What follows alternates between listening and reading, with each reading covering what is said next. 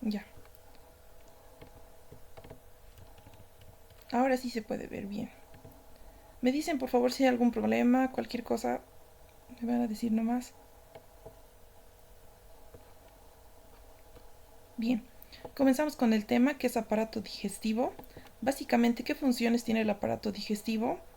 Vamos a tener que tiene 6 funciones básicas. Bien, entre ellas está la ingestión del alimento, que es la introducción de comida a la cavidad bucal o a la boca. La secreción, que es la liberación de agua, ácido, sustancias amortiguadoras y enzimas a la luz del tubo digestivo. Eso es la secreción. Nosotros secretamos más o menos unos 7 litros de secreciones de todo el tubo digestivo por día. ¿Bien? Esa es la secreción.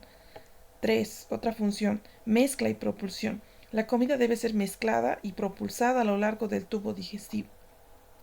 4. La digestión. Ahora, ¿qué es la digestión? La digestión es convertir una molécula grande en una molécula pequeña. Eso es digestión. ¿Bien? Y nosotros podemos hacer digestión de dos maneras: degradación mecánica o degradación química de la comida. Podemos hacer que mecánicamente una molécula grande se convierta en una molécula pequeña al masticar, por ejemplo, ¿no ve? Podemos degradar mecánicamente la comida o podemos hacerlo químicamente a través de enzimas digestivas. Ya vamos a ver el montón de enzimas que tenemos que ver en esta semana. 5. Otra función muy importante es la absorción, ¿bien? ¿Qué es la absorción?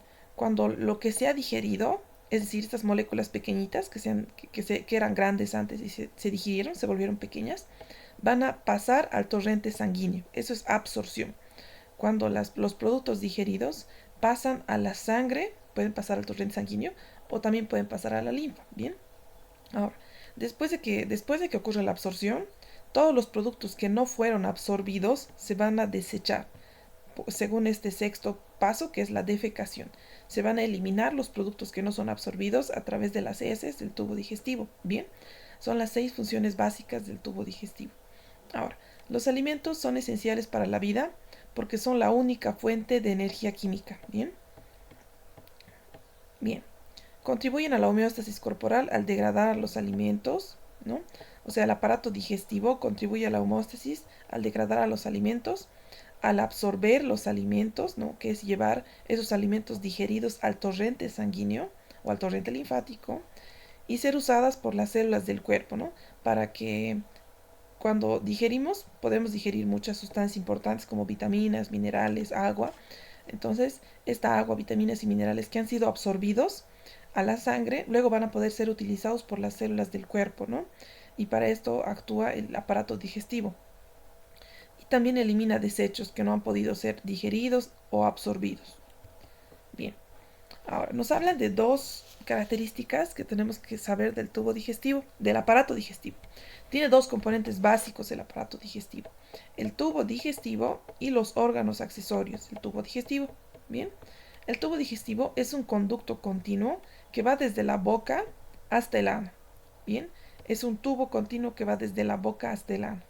Ahora va a constar de la boca, va a constar de la mayor parte de la faringe, va a constar de la laringofaringe, del esófago, del estómago, del duodeno, que es la primera parte del intestino delgado, del yeyuno, del ilion, y el ilion se va a comunicar con el intestino grueso.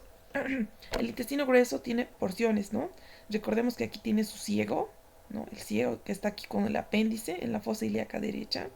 Luego está el colon ascendente, el colon transverso, el colon descendente y el colon sigmoides, que se continúa con el recto y termina en el ano. Entonces, todo este conducto desde la boca hasta el ano se conoce como tubo digestivo y mide 5 a 7 metros. En totalidad, 5 a 7 metros. En una persona con vida mide de 5 a 7 metros. En una persona ya fallecida puede medir más. Miren, mide de 7 a 8 metros. Un metro más puede medir en un fallecido. ¿Por qué? ¿Por qué puede medir más en un cadáver el tubo digestivo? Porque cuando la persona fallece, los músculos del tubo digestivo se van a distender, se van a relajar y esto va a hacer que el tubo digestivo se vuelva más largo, ¿bien? Ahora, ¿cuáles son las funciones del tubo digestivo? contener a los alimentos desde la ingestión. La ingestión era ingresar alimentos a la boca, ¿no ve? La digestión y la absorción. ¿Qué era la digestión? La digestión era cuando yo convertía las moléculas grandes en moléculas pequeñas, ¿no ve? A través de la digestión mecánica, donde yo iba digiriendo por los dientes, por ejemplo, yo voy mordiendo y voy degradando el alimento, ¿no ve? Esa es digestión mecánica, lo degrado de una sustancia grande a una sustancia más pequeña. O digestión química, sea por enzimas, ¿no? Las enzimas digestivas van a degradar el alimento de moléculas grandes a moléculas pequeñas, ¿bien? Luego la absorción, ¿qué era la absorción? Cuando el alimento se absorbe al torrente sanguíneo. Cuando esas moléculas pequeñas se absorben al torrente sanguíneo o se absorben a la linfa. Y la eliminación, que es cuando lo que no ha sido absorbido ni digerido va a ser eliminado a través del colon, ¿no? De la última parte del colon realiza la eliminación y se va a defecar ese alimento que se conoce como heces, ¿no? Ese alimento no digerido y no absorbido se va a conocer como heces. Bien, ahora los órganos accesorios van a ser los dientes, la lengua, las glándulas salivales, el hígado, la vesícula biliar, el páncreas. Ahora, los dientes, la lengua, llegan a tener contacto con los alimentos, ¿no? Porque los dientes van a realizar la degradación mecánica de los alimentos. Entonces van a tener contacto con los alimentos. También la lengua, ¿no? Que se va a encargar de mezclar los alimentos y formar el bolo alimenticio que recién va a ser ingerido. Pero el hígado, la vesícula biliar y el páncreas son glándulas que no van a estar en contacto directo con las comidas, ¿bien? Nunca llegan a tener contacto directo con las comidas, el hígado, la vesícula biliar y el páncreas, pero tienen contacto indirecto con las comidas. ¿Cómo? Por ejemplo, el hígado, miren, el hígado produce bilis, ¿bien? Y esta bilis va a ser almacenada en la vesícula biliar. Ahora, el páncreas produce jugo pancreático, jugo pancreático. Tanto el jugo pancreático del páncreas como la bilis del hígado van a llegar al tubo digestivo. Fíjense que están llegando al duodeno, ¿no ve? Llegan al tubo digestivo, al intestino delgado, y van a tener ahora sí contacto con los alimentos que están dentro del tubo digestivo, pero no es un contacto directo, es decir, el hígado no toca directamente al alimento, ¿verdad? Sino su producto de secreción, que es la bilis, es la que está entrando en contacto con el alimento. Lo mismo el páncreas. El páncreas directamente no entra en contacto con el alimento del tubo digestivo, sino el jugo pancreático, que es lo que está secretando el páncreas, ¿bien? Bien. Las enzimas secretadas por los órganos accesorios y las células del tubo digestivo van a degradar químicamente a los alimentos, ¿bien? Entonces, a lo largo de todo el tubo digestivo hay células que secretan enzimas digestivas y que se van a encargar de la digestión química de los alimentos. Y los órganos accesorios también tienen enzimas, por ejemplo, enzimas pancreáticas, enzimas hepáticas, que van a degradar a los alimentos, ¿no? Y va a ser la digestión química de los alimentos. Bien, aquí tenemos a los 6 procesos básicos de los que hemos estado hablando, que de la digestión. El proceso 1 es la ingesta de los alimentos, ¿bien? Que es introducir alimentos y líquido a la cavidad bucal, es la ingestión. El proceso 2 es la secreción. Habíamos dicho que cada día el tubo digestivo y los órganos accesorios de la digestión secretan 7 litros. Bien, se secreta 7 litros de líquido adentro del tubo digestivo. Y estos líquidos van a tener componentes como ser el agua, ácido, amortiguadores y enzimas digestivas. Bien, van a tener agua, ácido para poder degradar a los alimentos, ¿no? Para poder hacer la digestión. Amortiguadores, ¿qué son amortiguadores? Los amortiguadores son sustancias que van a convertir un ácido o una base fuerte en un ácido o una base débil. Bien, esos son los amortiguadores. Enzimas, como ser las enzimas digestivas, ¿no? Que se van a encargar de la digestión química de los alimentos. Bien, eso es la secreción, aproximadamente 7 litros por día. Luego, el paso 3, mezcla y propulsión. Bien, vamos a ver que el tubo digestivo tiene contracciones y relajaciones alternadas. Va a haber contracciones y relajaciones alternadas del tubo digestivo que se van a encargar de realizar mezclado, bien, se van a encargar de mezclar los alimentos para que van a encargarse de mezclar los alimentos con el fin de que el alimento toque las superficies del tubo digestivo para que sea absorbido, ¿no? Bien, y propulsar el alimento. La propulsión del alimento lo va a dirigir hacia distal, es decir, hacia el ano, ¿no ve? Se va a propulsar el alimento a lo largo del tubo digestivo para que se dirija hacia el ano, lo desplaza hacia el ano, ¿bien? La mezcla y la propulsión. Luego, el paso 4 es la digestión, ¿no? La digestión es un proceso de degradación de los alimentos, cuando los alimentos se convierten hacia moléculas pequeñas. Y tenemos dos tipos de digestión, la digestión mecánica y la digestión química, ¿bien? La digestión mecánica consiste en degradar los alimentos de manera mecánica, es decir, a través, por ejemplo, de los dientes, ¿no? Los dientes van a cortar el alimento y lo van a triturar. Esa es una digestión mecánica. Ahora, la digestión química consiste en las enzimas, ¿no? Las enzimas digestivas van a encargarse de digerir químicamente el alimento, convirtiéndolo de moléculas grandes a moléculas más pequeñas para que puedan ser absorbidas. Eso es lo importante de la digestión, convertir moléculas grandes en pequeñas para su posterior absorción. Ahora, ¿en qué consiste la absorción, que es el paso 5? La absorción consiste en absorber, en absorber esos alimentos que han sido digeridos, ¿no? ¿Hacia dónde? Hacia el tubo, hacia la sangre. Hacia la sangre, ¿bien? Por ejemplo, aquí en este amarillo se encuentra la luz del tubo digestivo, ¿bien? Aquí podría estar las moléculas pequeñas que han sido digeridas, ¿no? Por ejemplo, cuando yo como papas fritas o como arroz, las papas fritas y el arroz, ¿qué son? Son carbohidratos. Y los carbohidratos son polímeros de glucosa, son pura glucosa, glucosa, glucosa, glucosa. Esos son los carbohidratos. Entonces, ¿qué va a hacer la digestión? La digestión va a degradar las papas fritas y lo va a convertir en glucosas, ¿no? En moléculas de glucosas. Ahora esas moléculas de glucosas van a ser absorbidas por el tubo digestivo, ¿no ven? ¿Y hacia dónde van a ser absorbidas? Hacia la sangre, ¿bien? Eso es la absorción. Pueden ser absorbidas hacia la sangre o hacia la linfa. Normalmente lo que se absorbe hacia la linfa son los compuestos más grasos, ¿bien? Los compuestos grasos se absorben hacia la linfa. Ahora, hay algunos alimentos que no requieren digestión, que directamente se van a absorber sin ser digeridos. Y aquí son estos tres. Las vitaminas, el colesterol y el agua no van a requerir digestión, van a ser directamente absorbidos sin haber sido digeridos, ¿bien? Ahora, los alimentos que no son digeridos, o que no son absorbidos, van a formar los desechos. Bien, no solo los alimentos no digeridos, también bacterias se van a desechar, células que se desescaman del tubo digestivo y materiales no digeridos y que no fueron absorbidos van a ser desechados. Bien, van a ser desechados a través de un proceso que se conoce como defecación, que es el último paso, ¿no? Cuando la persona va a defecar, va a excretar una sustancia conocida como heces fecales o materia fecal. Bien, ahora vamos a revisar las paredes que tiene todo el tubo digestivo en general. Típicamente, nosotros podemos estudiarle al tubo digestivo cuatro partes: una mucosa, una submucosa, una muscular y una serosa. Bien, son las cuatro capas que va a tener el tubo digestivo en general: una mucosa, una submucosa, una muscular y una serosa. Bien, ahora, la mucosa. Veamos la primera capa, que es la mucosa. La mucosa va a constar de un epitelio, ¿bien? Y el epitelio va a diferir en qué parte del tubo digestivo estemos. Por ejemplo, el epitelio de la boca, la faringe, el esófago y el ano va a ser este tipo de epitelio. Fíjense qué epitelio es. Ese epitelio estratificado, lo podemos ver porque tiene varias capas, es estratificado. Y su capa superior es epitelio plano. Entonces, es epitelio plano estratificado. Y al ser mucosa es húmeda, por lo tanto es no queratinizado, ¿verdad?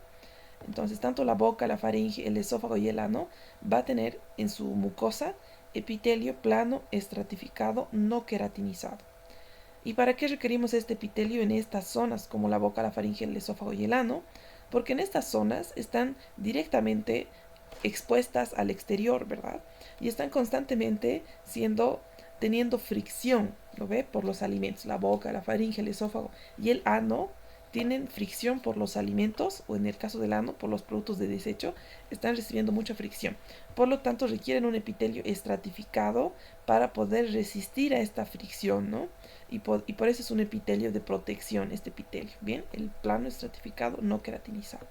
Y es no queratinizado, ¿por qué? Porque es una superficie interna que está recubierta por una capa húmeda, ¿no? Es una superficie húmeda y por eso no es queratinizado.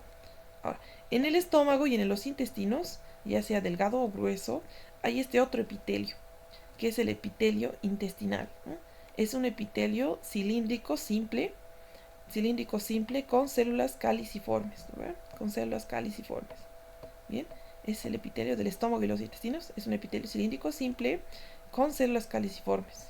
Y tampoco tiene cilios, bien, es un epitelio cilíndrico simple no ciliado, no ciliado. ¿Y esto entonces qué es? Son microvellosidades, bien, microvellosidades. Es no ciliado, pero tiene microvellosidades. Este epitelio sirve para la secreción y para la absorción de los alimentos. Y va a tener uniones estrechas, eso es lo particular. Va a tener uniones estrechas o uniones oclusivas entre sus células para que no se vayan separando, ¿no?, las células de este epitelio. Bien, ahora, por debajo de este epitelio, la mucosa tiene una lámina propia. Bien, aquí le he dibujado la lámina propia que está por debajo del epitelio, ¿no? Está aquí en azul su lámina propia.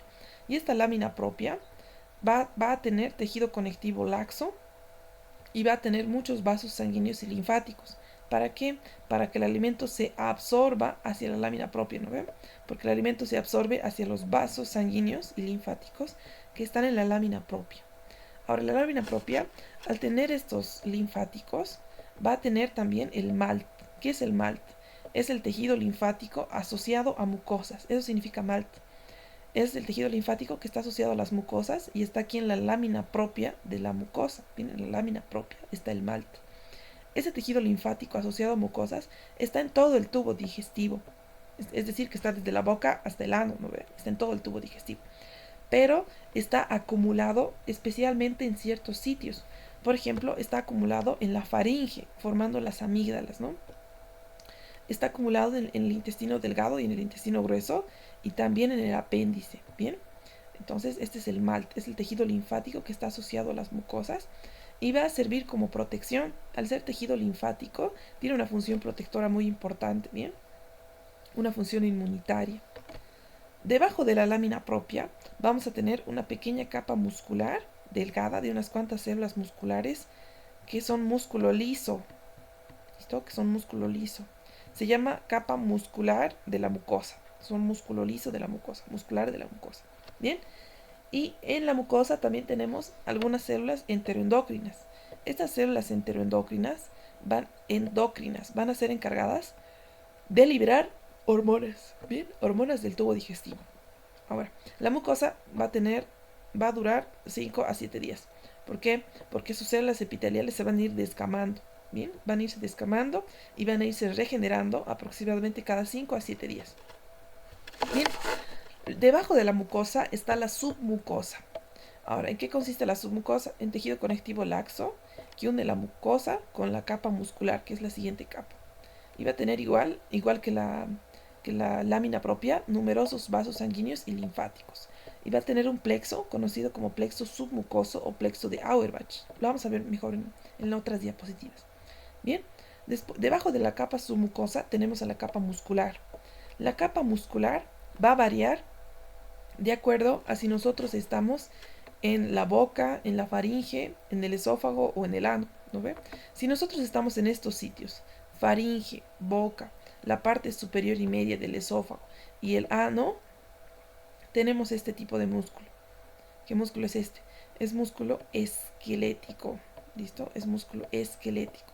¿Cómo es el músculo esquelético? Las fibras del músculo esquelético son largas, son multinucleadas y son estriadas, ¿verdad? Entonces tenemos músculo esquelético en estas porciones. ¿Por qué? Porque aquí el músculo esquelético es voluntario, ¿verdad? Nosotros movemos la boca voluntariamente, podemos deglutir en ciertas fases voluntariamente, ¿bien? Parte del esófago es voluntario y el ano también es voluntario. Entonces, estas porciones son músculo voluntario o músculo esquelético. En cambio, el resto del tubo digestivo, es decir, el estómago, el intestino delgado, ¿no ve? Va a tener músculo liso, músculo liso. ¿Cómo son las fibras del músculo liso? Son fibras ausadas que solo tienen un núcleo y no tienen estrías, por eso es músculo liso, ¿bien? Y típicamente, ¿qué es? Es involuntario el músculo liso, es involuntario, ¿bien? Ahora esta capa muscular del tubo digestivo va a estar dispuesta en dos láminas, en una lámina circular interna y en una lámina longitudinal externa. ¿Listo? Una lámina longitudinal externa. Esas van a ser las disposiciones del músculo liso del tubo digestivo. Y entre las dos láminas del tubo digestivo se va a encontrar el plexo mientérico o plexo de Meissner. ¿Bien? Bien. Aquí podemos ver un esquema de cómo se organiza el tubo digestivo. Habíamos dicho que se organiza en 4 capas. La primera capa es la mucosa, la segunda la submucosa, luego la muscular y luego la serosa o adventicia. Bien, son las 4 capas del tubo digestivo. La serosa es la última capa, la más externa de todo el tubo digestivo y corresponde a una capa delgada que va a constar de epitelio plano simple. Miren, es epitelio plano simple asociado a un tejido conectivo laxo. Bien, epitelio plano simple más tejido conectivo laxo forman la membrana serosa, que es la membrana más externa de todo el tubo digestivo. Este epitelio plano simple, el epitelio plano simple de las serosas recibe un nombre, se llama mesotelio. El epitelio plano simple de las membranas serosas es mesotelio. Bien, ahora las serosas van a ser la capa que va a recubrir externamente a los órganos, ¿no? Las serosas van a ser la capa que recubre externamente a los órganos, ¿bien? Y también recibe el nombre de otra cosa, recibe el nombre de peritoneo visceral, ¿bien? Ahora, ¿cuál es el único órgano que no tiene serosa? Es el esófago. El esófago no tiene una serosa, sino va a tener una adventicia, ¿bien? Ahora, ¿qué es la adventicia? La adventicia es solamente tejido conectivo laxo. O sea, ¿qué le falta para hacer una serosa? Le falta su mesotelio, es decir, le falta su epitelio plano simple, ¿no? Solamente es tejido conectivo laxo. Bien, aquí habíamos mencionado la organización del tubo digestivo, que está organizado como mucosa, luego una submucosa, luego una muscular y luego una serosa. Bien, la mucosa consta de un epitelio. Recordemos que este epitelio difiere de en qué parte del tubo digestivo estemos. Si estamos en áreas donde estamos constantemente recibiendo fricción, como ser la boca, la faringe, el esófago o el ano, ¿verdad? El epitelio era plano, estratificado, no queratinizado. Bien. Y si estamos en sitios como ser el intestino delgado o el intestino grueso, delgado o grueso, el epitelio va a ser cilíndrico, simple, no ciliado con células caliciformes, ¿verdad? Pero va a tener microvellosidades.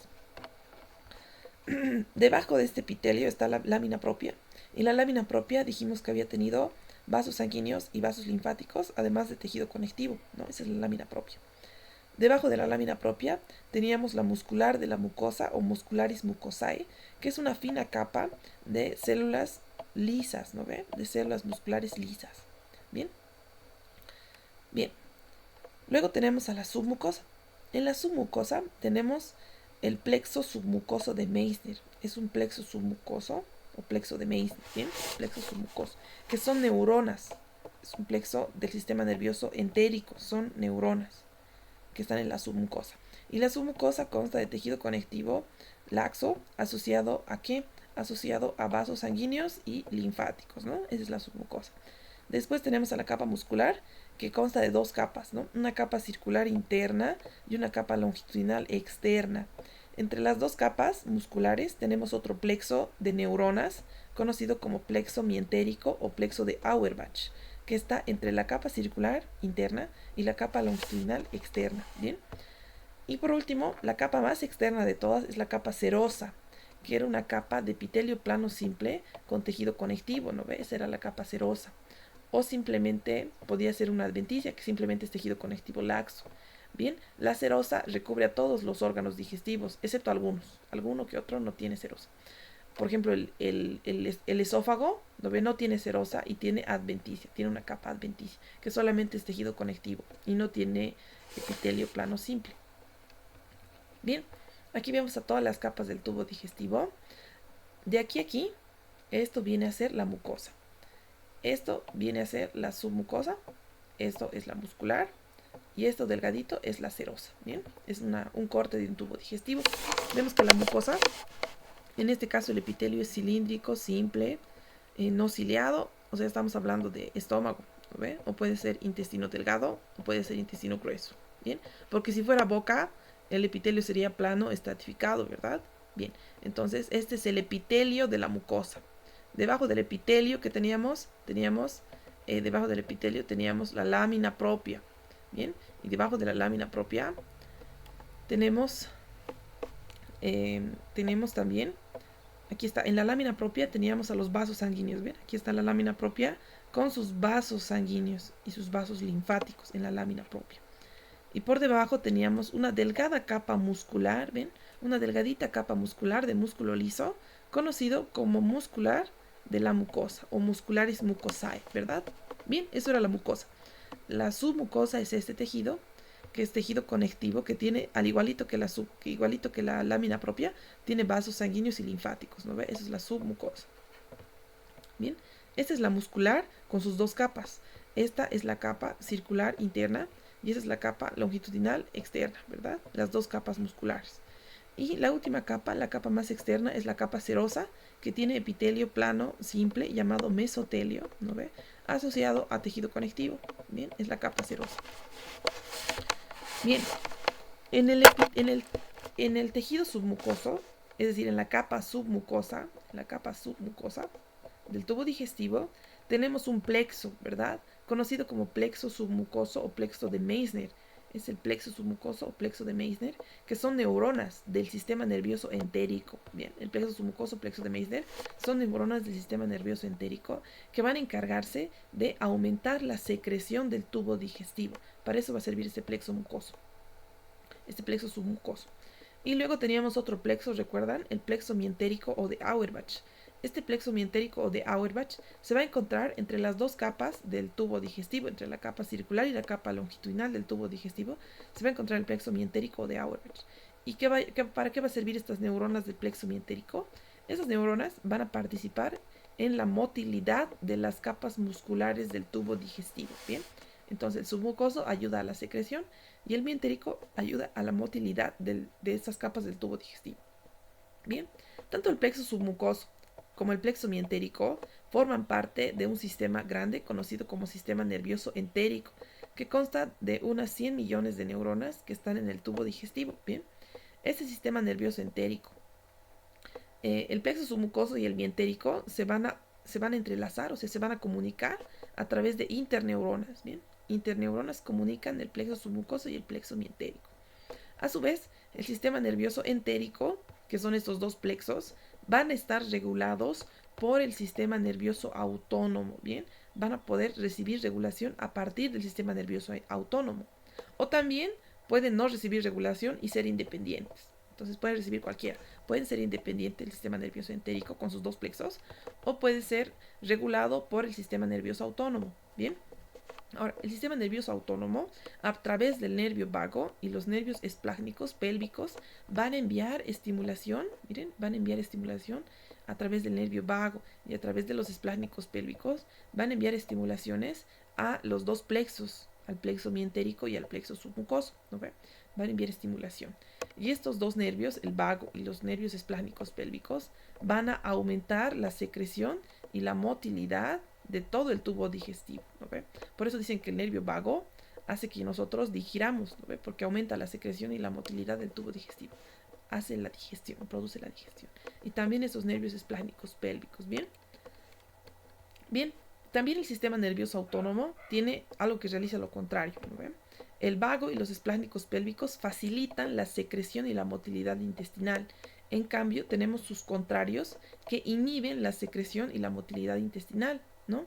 ¿Quiénes son estos que inhiben la secreción y la motilidad intestinal? Son los nervios simpáticos. Los nervios simpáticos forman parte del sistema nervioso autónomo y esos nervios simpáticos se van a encargar de inhibir al plexo submucoso y el plexo mientérico.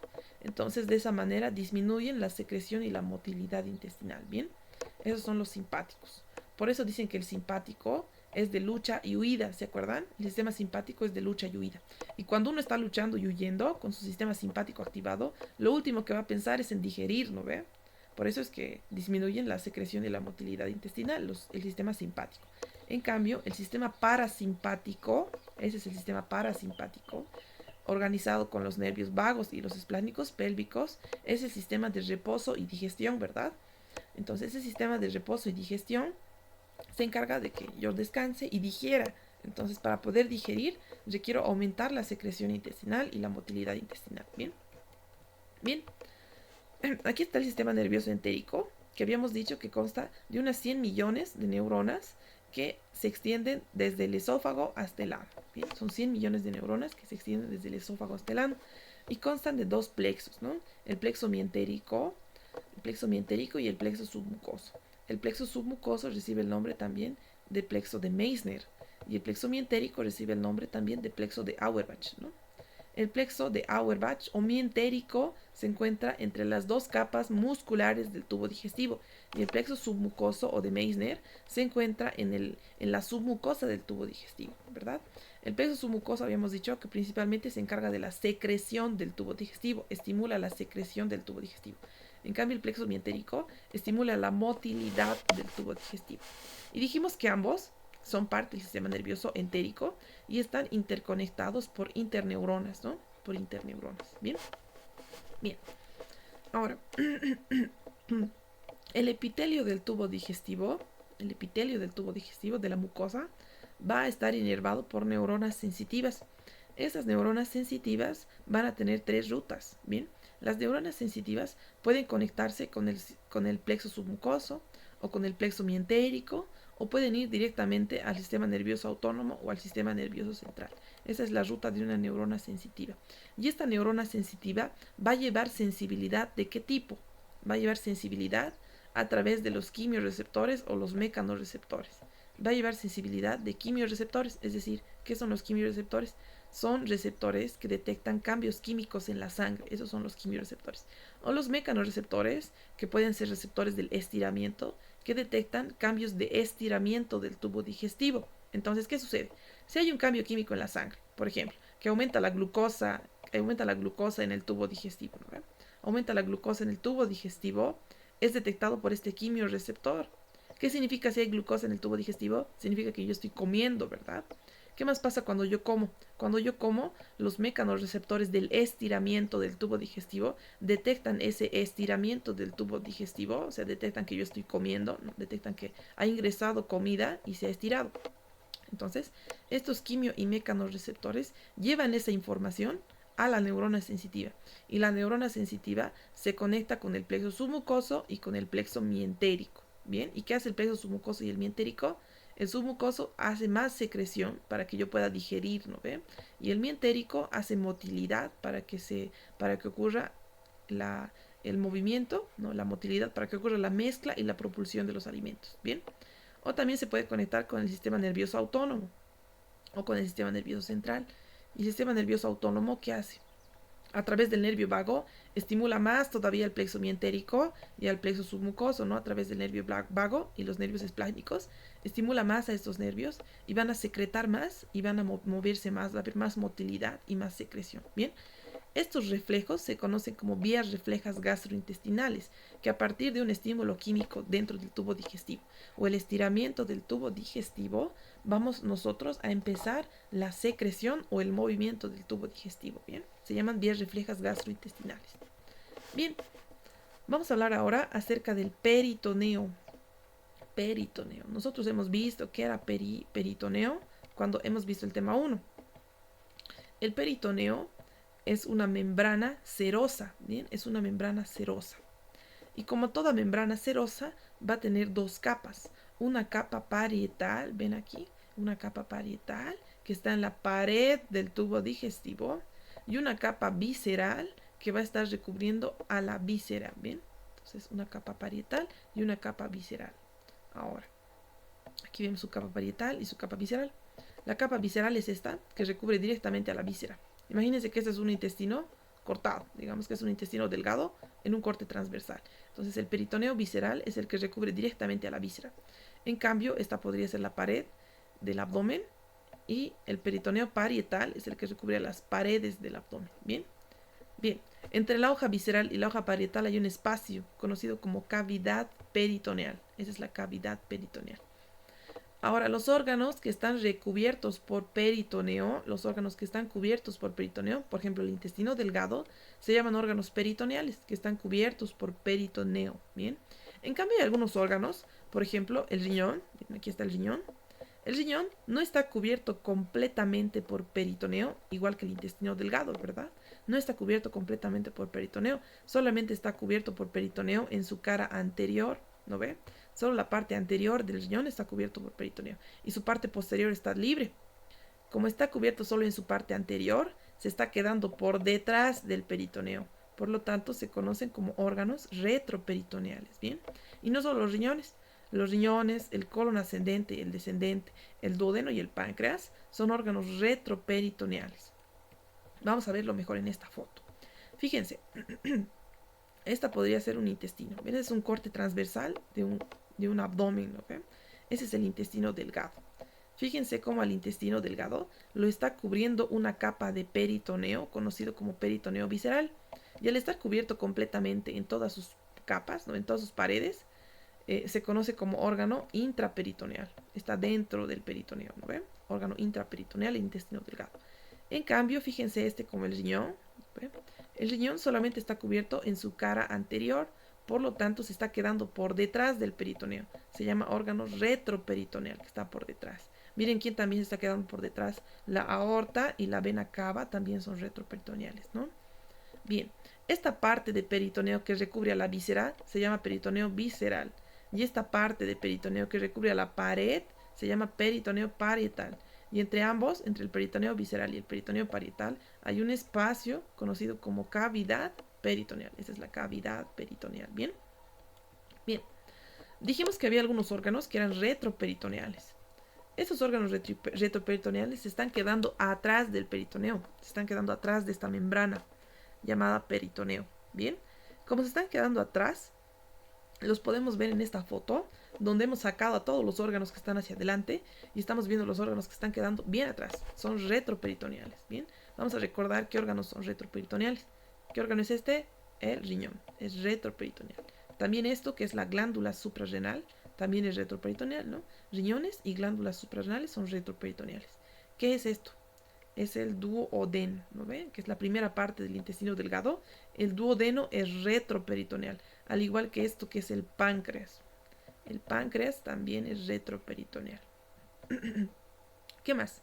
Si somos perceptivos, notamos que aquí estaría el colon ascendente y aquí estaría viniendo el colon descendente, ¿bien?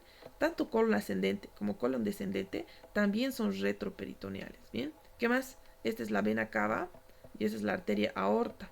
También la cava y la aorta son retroperitoneales, ¿bien? Todos esos órganos son retroperitoneales, se están quedando por atrás del peritoneo y solo están cubiertos en su cara anterior por peritoneo, ¿bien? Bien. Ahora, el peritoneo contiene grandes pliegues entre las vísceras. Y estos grandes pliegues vamos a estudiarlos, ¿bien? Esos grandes pliegues. Son 5 grandes pliegues. Son 5 pliegues que vamos a estudiar. Los pliegues, ¿qué van a hacer? Van a unir órganos entre sí o van a unir órganos a la pared abdominal. Para eso sirven los pliegues. Unen órganos entre sí o los unen a la pared abdominal. Y van a contener vasos sanguíneos, van a contener nervios y vasos linfáticos, los pliegues peritoneales. Bien, aquí vamos a ver los grandes pliegues peritoneales. El primer pliegue peritoneal que vamos a estudiar es el omento mayor. Fíjense, este es el omento mayor. Vamos a estudiar que este es el estómago. Esta es su curvatura menor, ¿no ve que lo habíamos visto en el tema de hemodinamia? Y esta es su curvatura mayor del estómago. Bien, curvatura menor y mayor. Fíjense este pliegue peritoneal que se conoce como aumento. Este es el aumento. El aumento mayor. El aumento mayor se dirige desde la curvatura mayor del estómago, ¿no ve? Desde la curvatura mayor se dirige caudalmente, es decir, va a descender, ¿no ve? Se dirige caudalmente, va a descender hasta el intestino delgado y luego va a dar la vuelta, va a ascender ahora sí, va a ascender cefálicamente, ¿no? O sea, hacia la cabeza, va a ascender. ¿Y a dónde se va a fijar? Se va a fijar al colon transverso, ¿no ve? Esto de aquí es el colon transverso, ¿ven? Se va a fijar al colon transverso. Entonces, ese es el aumento mayor, es el más grande de todos los pliegues peritoneales y va a descender desde la curvatura mayor, va a descender caudalmente y luego va a ascender a fijarse al colon transverso, ¿bien? Ese es el aumento mayor. Va a ser como un delantal, miren, es una especie de delantal, el aumento mayor es una especie de delantal de grasa. Bien. em, envuelve al intestino delgado como un delantal, ¿bien? O sea, en realidad no está envolviendo, simplemente está cubriendo por adelante, ¿no ve? Lo cubre por delante al intestino delgado. Fíjense, ese es el intestino delgado. Y para yo poder ver al intestino delgado, he tenido que levantar este pliegue grande, que es el aumento mayor, ¿no ve? El aumento mayor. Por lo tanto, el aumento mayor está protegiendo por delante al intestino delgado, ¿no ve? Bien, entonces sirve como un delantal graso al intestino delgado. Tiene abundantes ganglios linfáticos. Eso es muy importante. El aumento mayor tiene abundantes ganglios linfáticos y recordemos que el sistema linfático es el sistema inmunitario, ¿no? Y va a tener macrófagos y anticuerpos que van a ayudar a la protección del tubo digestivo. Bien, aquí vemos al aumento mayor, ¿no? Que para poder ver al intestino delgado, yo he tenido que levantarlo porque es como un delantal que lo está cubriendo, ¿no ve? Y fíjense, aquí podemos ver cómo se está uniendo al colon transverso, ¿no ve? Bien, este aumento mayor va a constar de 4 hojas, bien, de 4 hojas. Es decir, 2 hojas van a descender, 2 hojas de peritoneo van a descender y 2 hojas van a ascender. Entonces, si yo lo corto, voy a ver que son 4 hojas de aumento, ¿bien? Bien. Este aumento mayor nos dicen que a veces puede juntarse con mucha grasa, puede depositarse mucha grasa en el aumento mayor.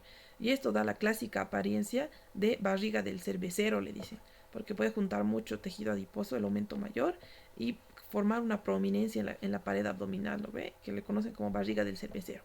Bien. Bien, el siguiente aumento, vamos a ver el aumento menor. El aumento menor también es un repliegue peritoneal que está uniendo la curvatura menor del estómago, que vendría a ser esto, con la cara visceral del hígado, ¿no? Con la parte interna del hígado, está uniendo este aumento menor. El aumento menor entonces se dirige desde la cara visceral del hígado hacia la curvatura menor del estómago. Bien, ese es el aumento menor. Consta de 2 hojas de pliegues peritoneales y miren, aquí hay una parte más engrosada, si se dan cuenta, una parte más engrosada. Fíjense la siguiente foto. Ahí, voy a tener que borrarlo. Este aumento menor, dijimos que los aumentos son repliegues de peritoneo, ¿verdad? Son repliegues de peritoneo. Y dijimos que los repliegues de peritoneo podían llevar vasos sanguíneos, vasos linfáticos o nervios, ¿no ve? Llevaban vasos sanguíneos, vasos linfáticos y nervios, los repliegues de peritoneo. En este caso, el aumento menor está llevando 2 vasos sanguíneos importantes y un conducto biliar importante. Miren, aquí podemos ver 3 elementos sumamente importantes que están en el aumento menor, ¿bien? Están en esta porción del aumento menor. ¿Qué elementos son? Hacia atrás en azul yo puedo ver a la vena porta. Hacia atrás en azul veo a la vena porta. Hacia adelante y a la izquierda veo a la arteria hepática. Esa es la arteria hepática, ¿bien? Esta es la arteria hepática. Y adelante y a la derecha veo al conducto colédoco. Al conducto colédoco, ¿bien? Entonces el conducto colédoco es un conducto biliar que está llevando bilis del hígado al intestino delgado, ¿bien? Ese es el conducto colédoco. Adelante también veo a la arteria hepática.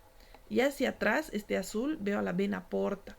Esos tres elementos están pasando en el aumento menor, ¿bien? Son sumamente importantes. Los 3 están pasando en el aumento menor.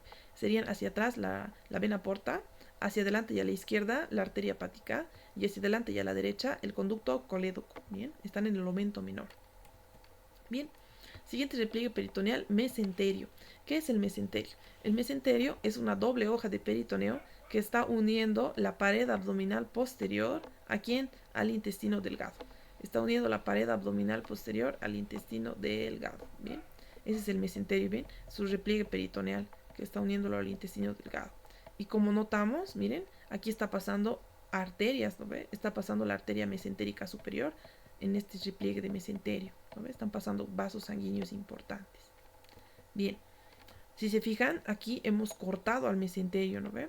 Hemos cortado este repliegue peritoneal que unía la parte posterior del abdomen con el intestino delgado. Incluso hemos retirado el intestino delgado para poder ver los siguientes repliegues peritoneales que se conocen como mesocolon.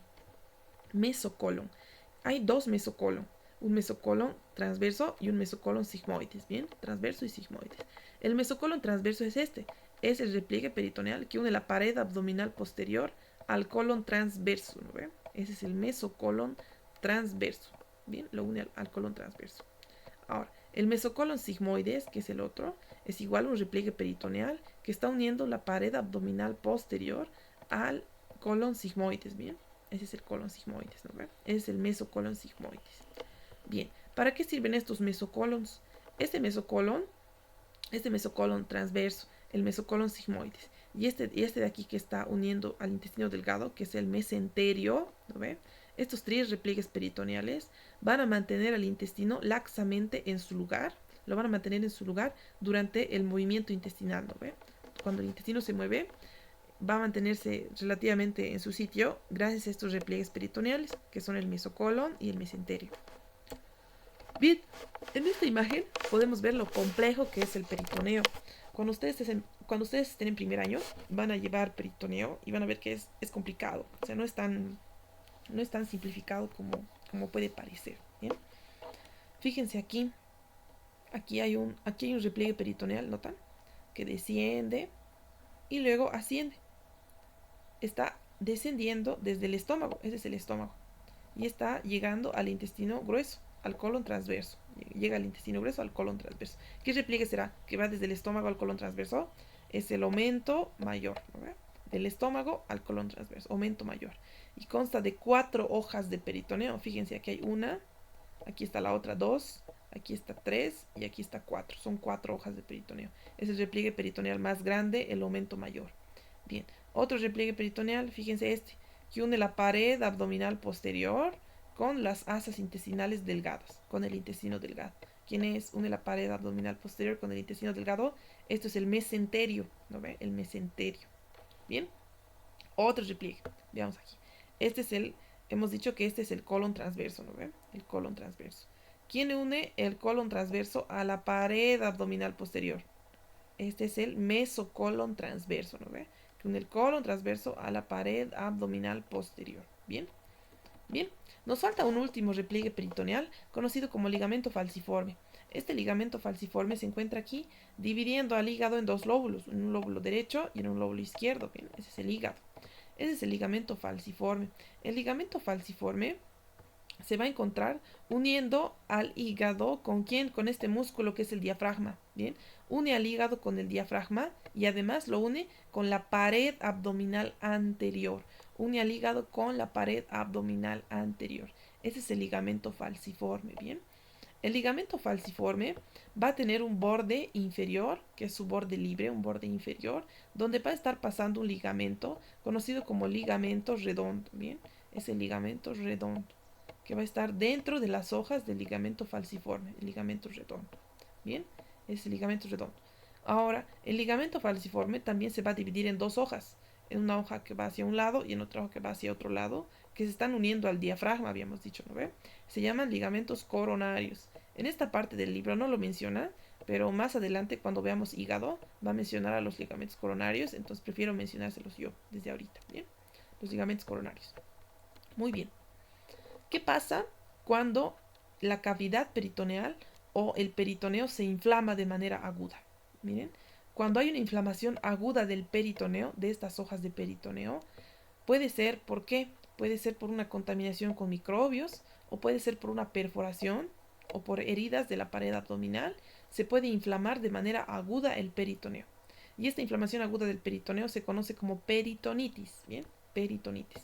Ya sea por microbios, ¿no ve? O por una perforación de órganos. Cuando un órgano se perfora, el órgano por dentro lleva contenido intestinal, ¿no ve? Que no es estéril, no es limpio. Entonces se perfora y el contenido intestinal cae a la cavidad peritoneal e inflama el peritoneo. Entonces se llama peritonitis, ¿no ve? ¿Por qué se puede perforar un órgano? Puede ser por una herida abierta, ¿no ve? Que alguien venga con un cuchillo y lo perfore.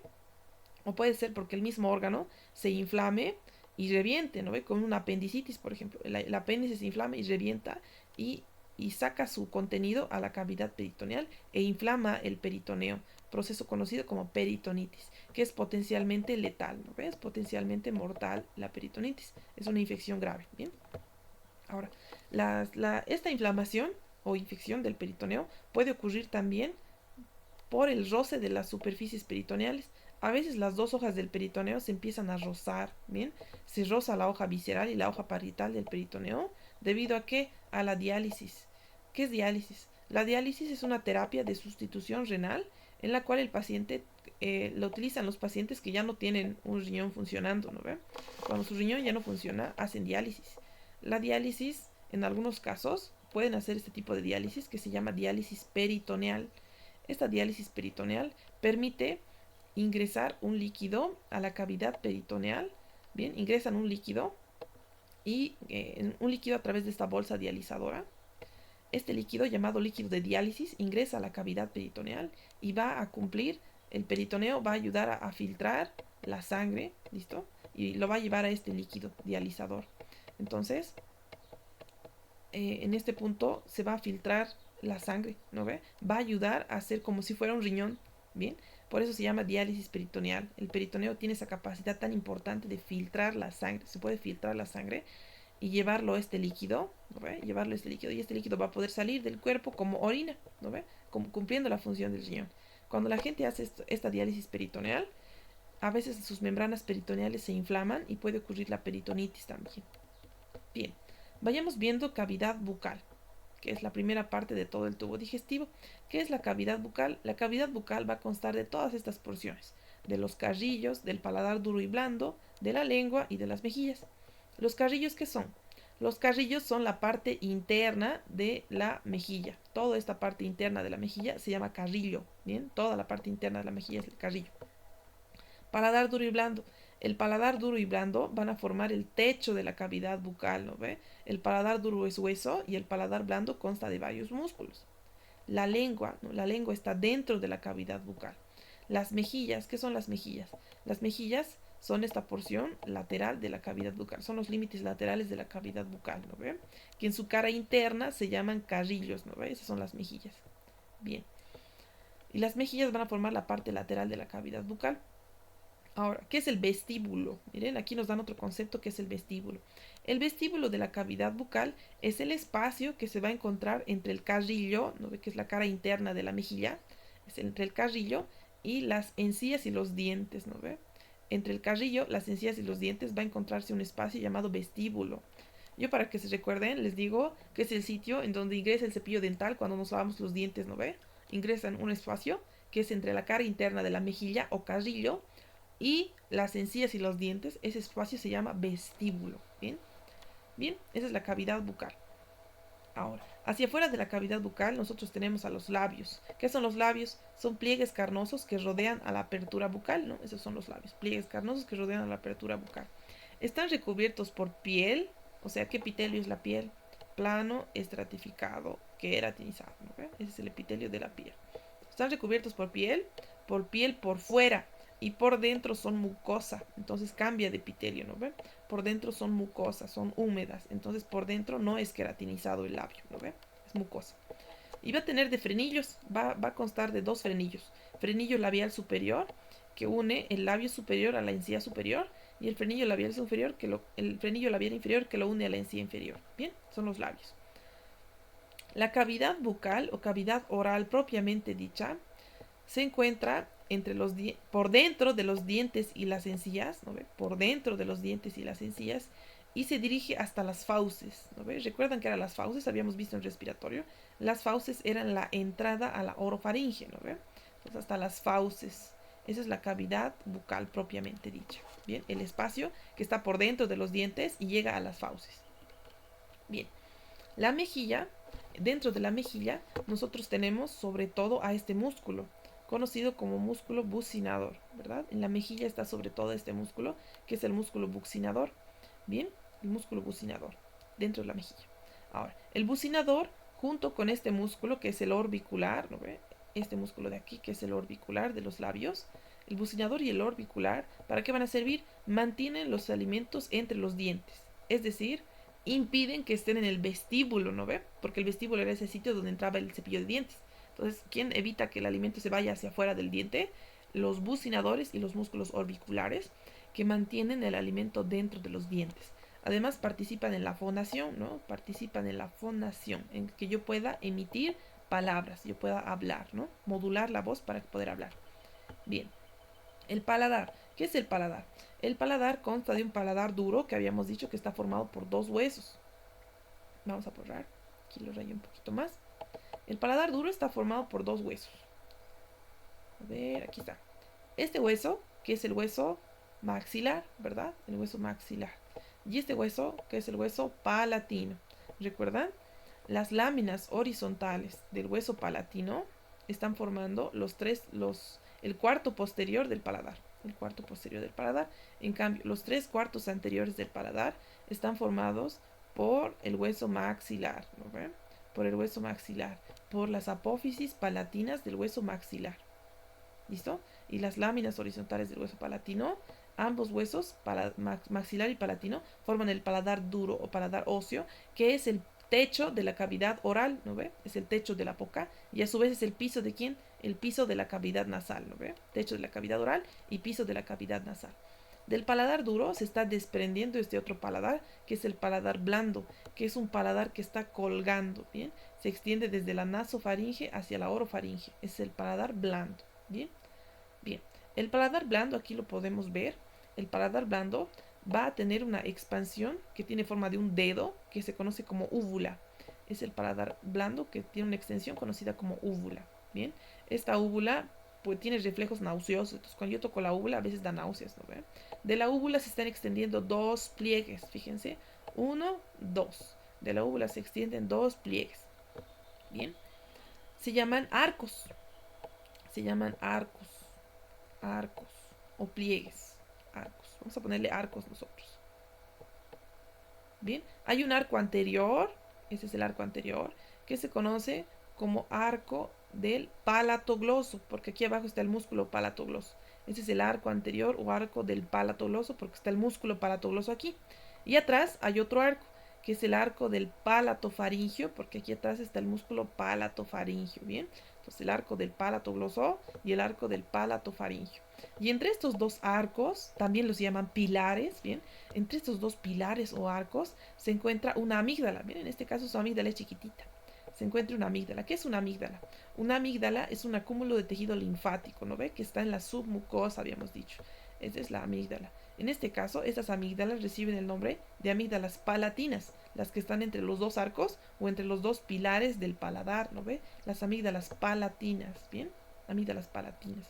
Y aquí, en la base de la lengua, aquí en la base de la lengua, tenemos otra amígdala, que es la amígdala lingual, ¿bien? Amígdala lingual y amígdalas palatinas están en la orofaringe, ¿bien? Muy bien. ¿Para qué sirve el paladar? El paladar posibilita masticar y respirar al mismo tiempo, ¿bien? Posibilita masticar y respirar al mismo tiempo. Fíjense, durante la deglución, el paladar y la úvula van a ascender, fíjense, van a ascender durante la deglución. ¿Para qué ascienden? Para que el bolo alimenticio no ingrese a la cavidad nasal, ¿no ve? Para que la comida no ingrese a la nasofaringe, ¿bien? Para eso asciende el paladar y esa función tiene, que la comida no ingrese a la nasofaringe. Fíjense, ya entrando en detalles cuando el bolo alimenticio desciende hacia abajo, ¿qué va a pasar con este cartílago? Este cartílago es la epiglotis, ¿no ve?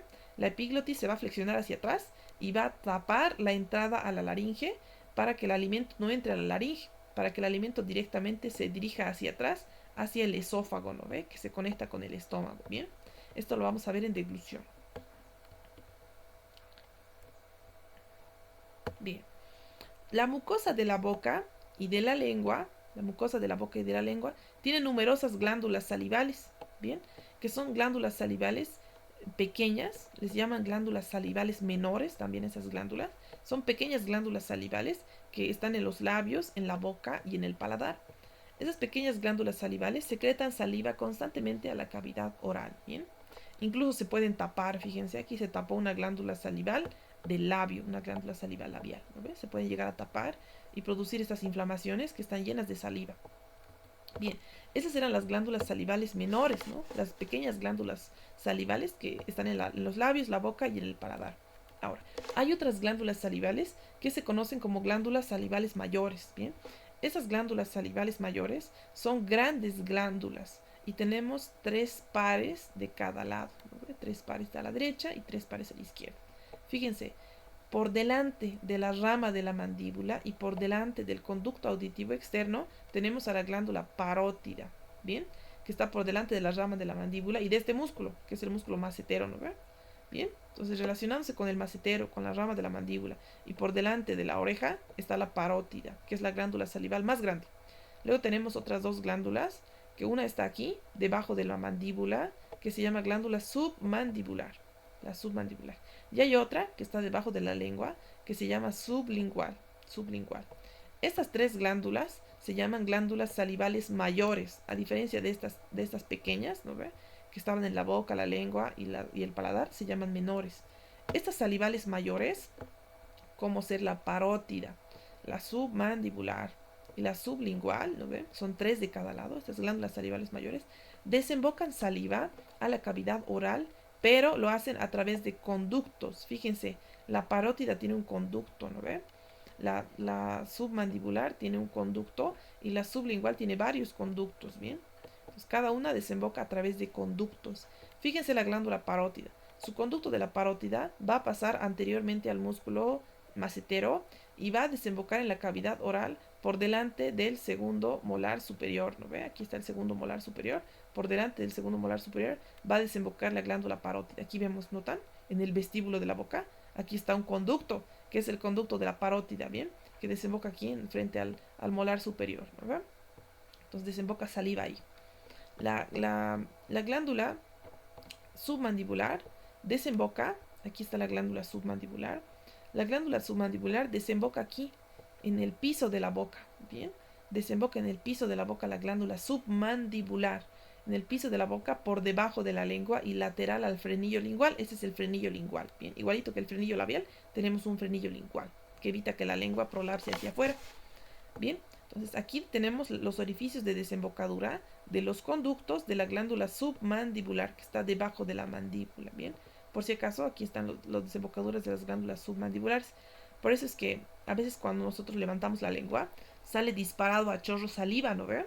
Ese es el conducto de la glándula submandibular. ¿Bien? Bien. Y en todo el piso de la boca, en el resto del piso de la boca, desembocan la glándula sublingual. ¿Bien? A partir de conductos, de varios conductos pequeños, desemboca la glándula sublingual. ¿Bien? Como vemos aquí, ¿no ve? Varios conductos pequeños en el piso de la boca, la glándula sublingual. Cada una de estas glándulas va a secretar un tipo de saliva. Va a secretar un tipo de saliva. Fíjense, la glándula parótida secreta una saliva serosa rica en amilasa salival. Bien, esa es la secreción de la parótida. Una secreción serosa rica en amilasa salival. En cambio, la glándula submandibular, que es esta, la submandibular, va a secretar una saliva similar a la parótida, pero con más componente mucoso, es decir, va a ser una saliva más espesa la que secreta la glándula submandibular, con más contenido mucoso. Y la glándula sublingual, que está aquí debajo de la lengua, va a tener más glándulas mucosas y va a secretar saliva mucosa, no saliva espesa, igual que la submandibular. En cambio, la que secreta saliva serosa es la glándula parótida. Bien, todas las glándulas salivales tienen una enzima llamada amilasa salival, que es una enzima que se secreta en la saliva. Bien, ¿en qué consiste la saliva? La saliva es un líquido relativamente ácido, miren su pH. Cuando el pH es menor a 7, el pH es ácido, ¿no? Entonces es un líquido relativamente ácido. Nosotros secretamos de 1 a 1.5 litros de saliva por día, que es igual a 1000 ml o 1500 ml, ¿no ve? Es 1 o 1.5 litros por día. La saliva principalmente está compuesta por agua. 99.5% de la saliva es agua. Por eso es que cuando nosotros tenemos sed, que cuando nosotros estamos deshidratados, nuestra boca está seca, ¿no ve? Cuando estamos deshidratados, la boca se pone seca porque no tiene agua la saliva. Y el 0.5% está compuesto por solutos, como ser el sodio, el potasio, el cloro, el bicarbonato y el fosfato, ¿no ve? Estos son solutos de la saliva. También existe urea y ácido úrico. Es interesante, ¿no? La saliva es un producto de secreción, o sea, es una secreción al exterior.